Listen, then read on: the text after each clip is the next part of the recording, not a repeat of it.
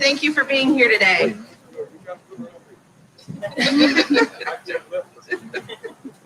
Last December, Governor Justice first announced that West Virginia would dedicate $10 million in CARES Act funding to help the first responders across the state and to grow and expand this critical workforce. At his direction, our office, through the Community and Technical College System, got to work. Working alongside legislators and EMS and community partners, we have been taking a close look at current education and training opportunities for EMT and paramedic careers, identifying gaps and needs, and developing a strategy for expanding this critical workforce.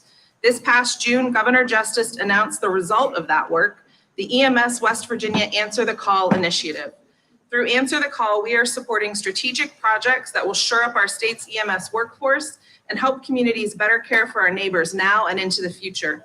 We have EMS education programs at 7 of our community and technical colleges, and 2 of our presidents have joined us here today.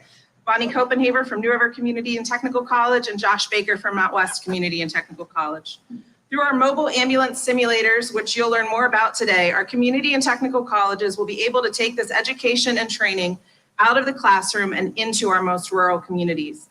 Governor, this initiative is leveraging short-term CARES Act dollars for a truly long-term impact on EMS education and the workforce, and we cannot thank you enough. And I have a little gift for Baby Dog. I never get anything. I'll get you a ride in one of the simulators.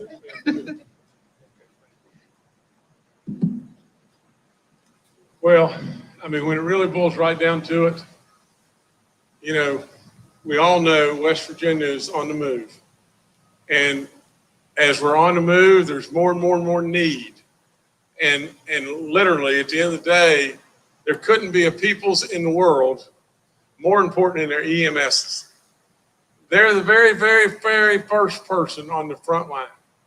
They're the very first person to come and run into our rescue. Over and over and over, we say the same thing. So whether it be Sarah, or whether it be me, or any of y'all, at the end of the day, we needed to amp up our program. We put 10 million aside right off the get-go. Things started really, really changing and really moving. But we need to do more, don't we? And this is the repercussion of the 10 million in lots of different ways. The bottom line to the whole thing is we need more. That's all there is to it. We need more, and we need more now. We cannot, you know, I semi make fun of this, or maybe there's no semi to it.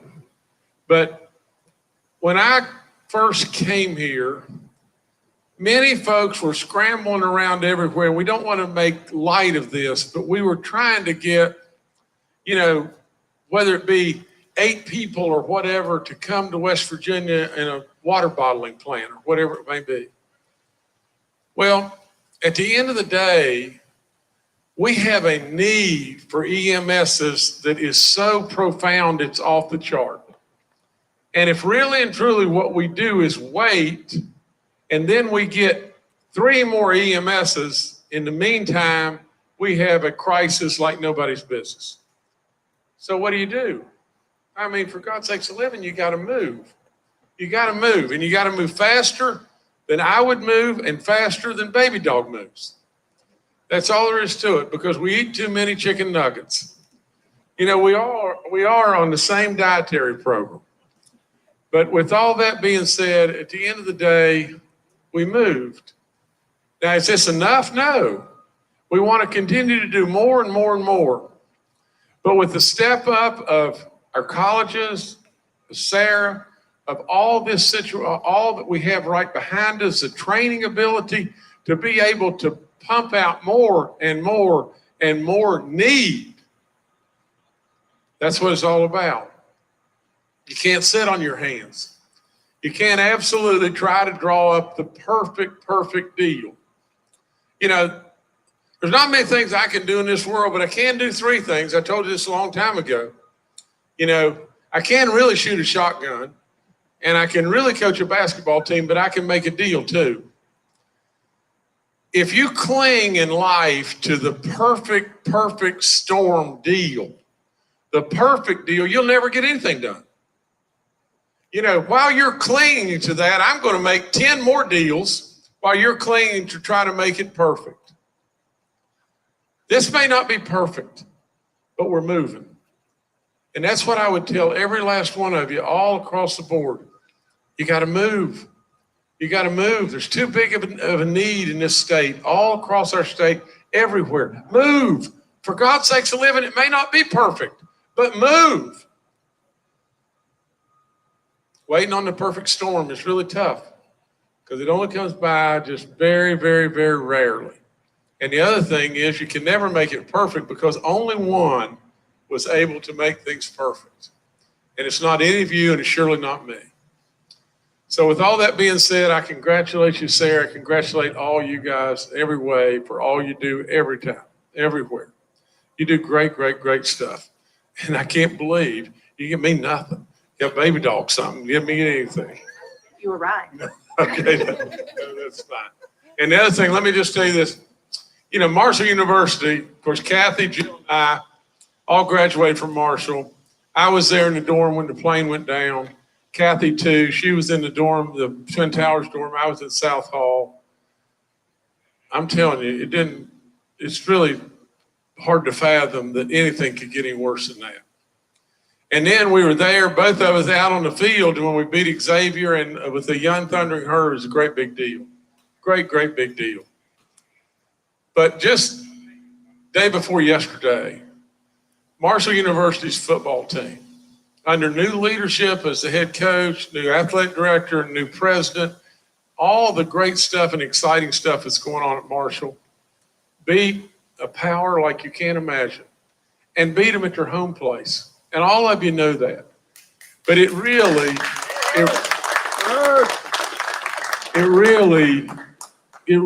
gives Southern West Virginia and West Virginia recognition, honor, and everything beyond belief. They called yesterday and asked if I'd come down and talk to the football team today. And so I'm leaving right as soon as I put this mic down. And then because I've got to get back over here, I've got to be back to two things over here. So forgive me on that. But really and truly, I'd also say just this. WVU's had a couple of situations where we stubbed their toe. I really, really want all of us to, continue to root in every way for Coach Brown and WVU, because I know they're going to do greatness too. We want nothing but greatness for all of us. And absolutely we're doing it. So, from Coach Brown's standpoint, I was crying out loud, just imagine this. They had Pittsburgh beat. If they beat Pittsburgh, the number 17 team in the nation, and then don't stub their toe against Kansas, we're running like crazy, going the right way. We're close. We're really close all across the board. But, again, I thank all of you. This is really, really special stuff. Because for all of our EMSs that are out here and everything, they're the heroes. They're the heroes that defied COVID. They're the heroes that run to the fire. They're the heroes that absolutely we always call upon. They're the heroes that come in the darkest hours with bravery and courage like you can't imagine. God knows I love them, and I can't thank them enough. And Sarah, thank all y'all, and thanks for this for Baby Dog too. All right, thank y'all. I'm gonna go. Don't let me run over anybody leaving.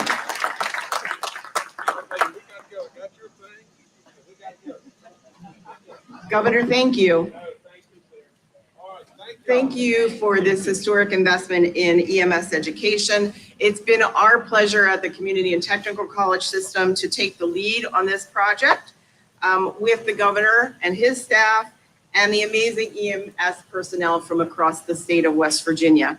So what you see here today, I'm just going to give you a little explanation. You see 2 of the 5 mobile ambulance simulators that have been purchased that we've invested in for long-term education needs for West Virginia.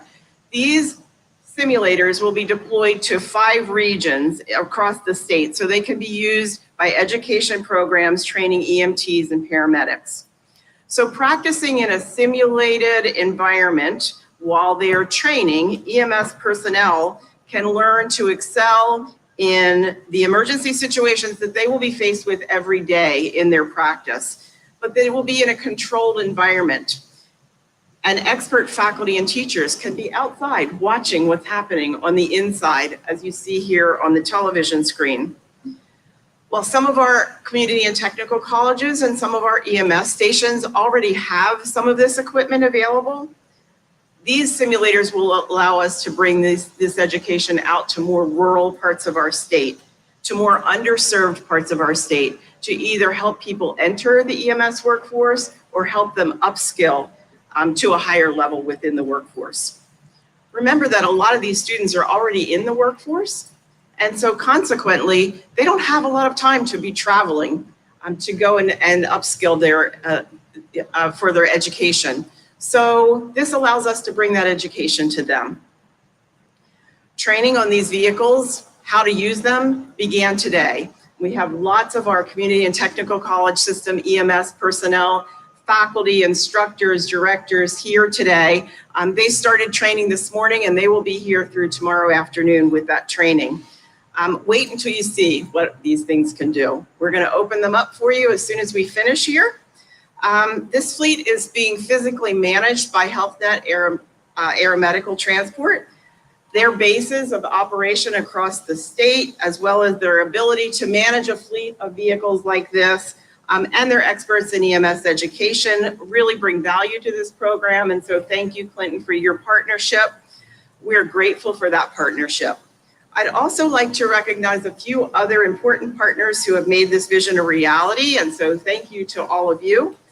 With us today are Laura Von Segren and Jay Nyland of Fraser Ltd. in Houston, Texas. They designed and built these vehicles. So thank you.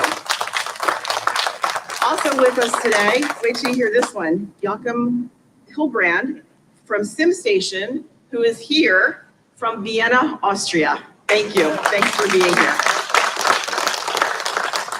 And then also Jay Gonzalez from Connectivity Solutions is here from Florida. So thank you, Jay. Thanks for being here.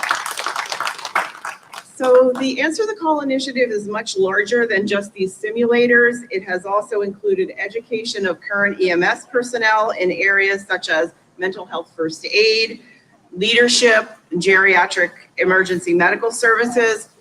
Through this initiative, this summer alone, we've trained over 500 new EMTs for the workforce. The governor felt strongly also, though, about recognizing current EMS personnel. And so we're presenting every EMS personnel in the state of West Virginia with a medic pack, which you see right below us. And I'd like to introduce you to two EMTs who were some of our first graduates from our EMT training programs this summer. This is Darren Crozier and Cheyenne Hostler, who completed training this summer and are working full-time now as EMTs in Kanawha County with the Kanawha County Ambulance Authority. We're gonna let the governor come through for 1 second, and then we're just gonna finish up. Thank you. Bye, baby dog. So it is my pleasure, and Sarah, would you do the honors? It is my pleasure to ask Sarah to provide Darren and Cheyenne with the very first medic pack. It's branded with the Answer the Call logo and packed with things that they need to save lives. So thank you and congratulations and thank you for your service. So again, I want to thank the governor. I want to thank Darren and Cheyenne. I want to thank all of our partners here today. And one I didn't mention is Jody Ratcliffe with the Office of EMS at DHHR. Been an important partner in this work. Chancellor Tucker, I'm going to turn it back over to you at this point.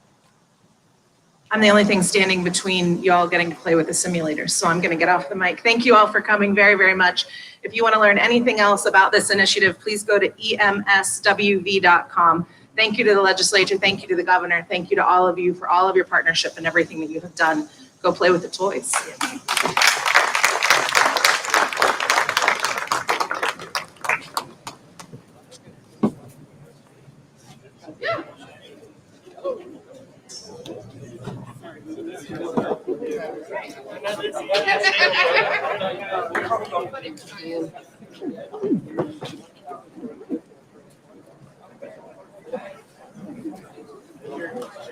And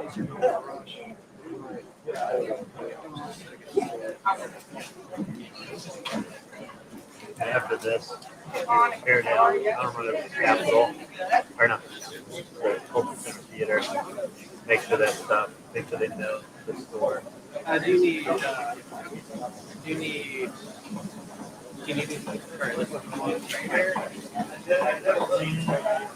Whatever laptop we're using. Make sure that it takes audio. Yeah,